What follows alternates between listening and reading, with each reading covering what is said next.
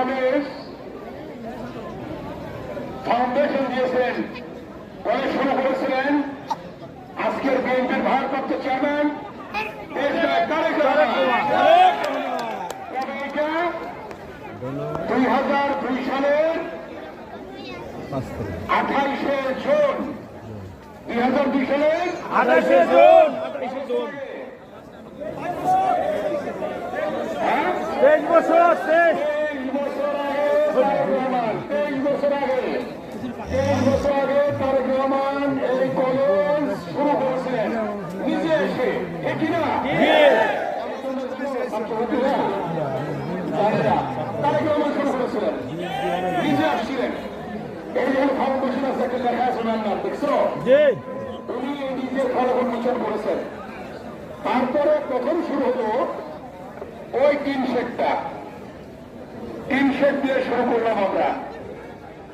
সেই tin shed 23 বছরে ভেঙে ছড়ে পানি পড়ে টিন ছিদ্র হয়ে অকেজো হয়ে গিয়েছিল, ঠিক কিনা?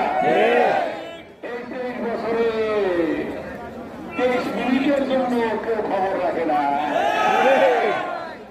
আল্লাহ তাআলা এবার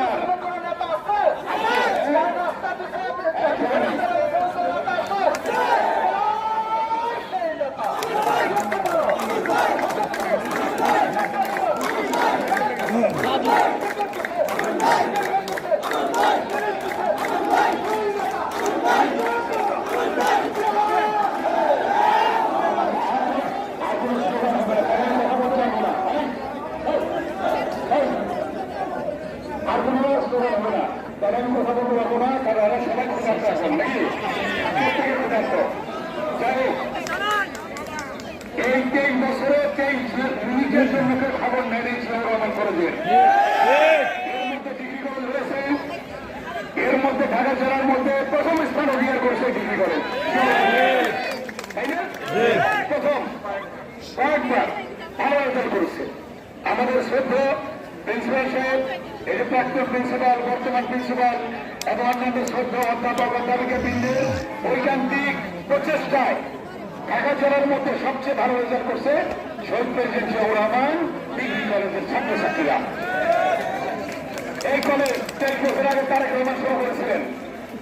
তারপরে 2006-এ ওইটা লেখা আসলাম, এই বিল্ডিং করলাম আমরা, এই বিল্ডিং করলাম।